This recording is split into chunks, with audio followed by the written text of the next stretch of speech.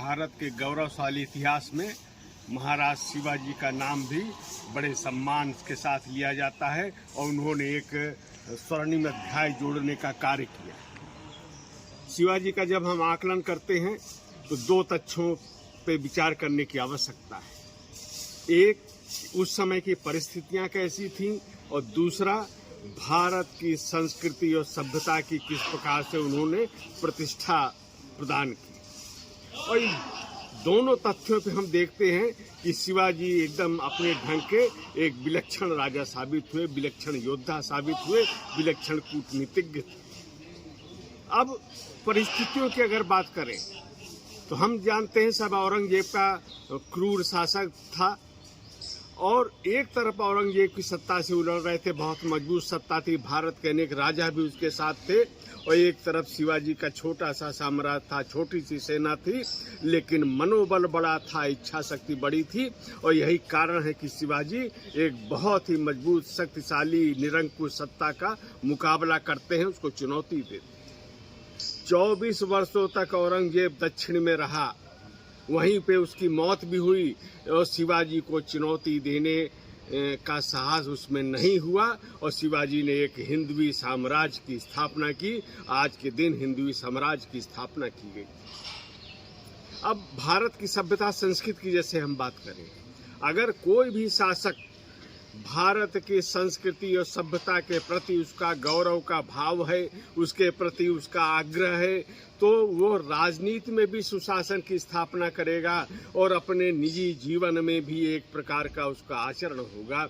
यह विशेषता। अब एक तरफ उस दौर के जैसे परिस्थिति की बात की, एक तरफ औरंगजेब की सत्ता है, एक तरफ शिवाजी की शासन व्यवस्था है। दोनों का अगर अंतर देख ले तो पता चल जाएगा कि कौन किस प्रकार का व्यवहार कर रहा है, किस प्रकार की सभ्यता और संस्कृति पे अमल कर रहा है।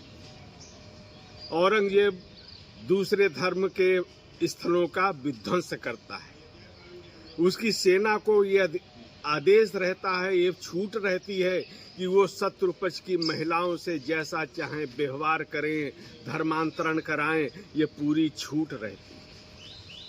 दूसरी ओर शिवाजी, उनके हिंदवी साम्राज्य में वो जिसको कहते हैं कि सर्वधर्म समभाव, किसी भी दूसरे धर्म के स्थल का वो पूरी तरह सम्मान करते हैं। उनकी सेना को, उनके सैनिकों को निर्देश रहता है कि किसी भी मुस्लिम समुदाय की महिला के साथ किसी भी प्रकार का असम्मान नहीं दिखना चाहिए, नहीं होना चाहिए, और ऐसे लोगों को सजा भी देते हैं।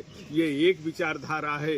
एक तरफ औरंगजेब की विचारधारा है, यह शिवाजी का शासन है, इसलिए सुशासन। अब दूसरी सुशासन की विशेषता कि वह जो राजा है वह भारत की या अपने राज्य की सीमाओं की सुरक्षा करने का पूरा प्रयास करता है, पूरी क्षमता से प्रयास करता है और इसलिए अपनी सेना को शक्तिशाली बनाता है। शिवाजी पहले शासक थे जिन्होंने भारत की नौसेना का गठन किया है और ये दोनों बातें, यानी एक शक्तिशाली साम्राज्य की स्थापना करना, शासन की स्थापना करना, और फिर सुशासन की विशेषता क्या है कि बिना भेदभाव के जो भी उसके राज्य में रह रहा है उसके कल्याण के लिए कार्य करना।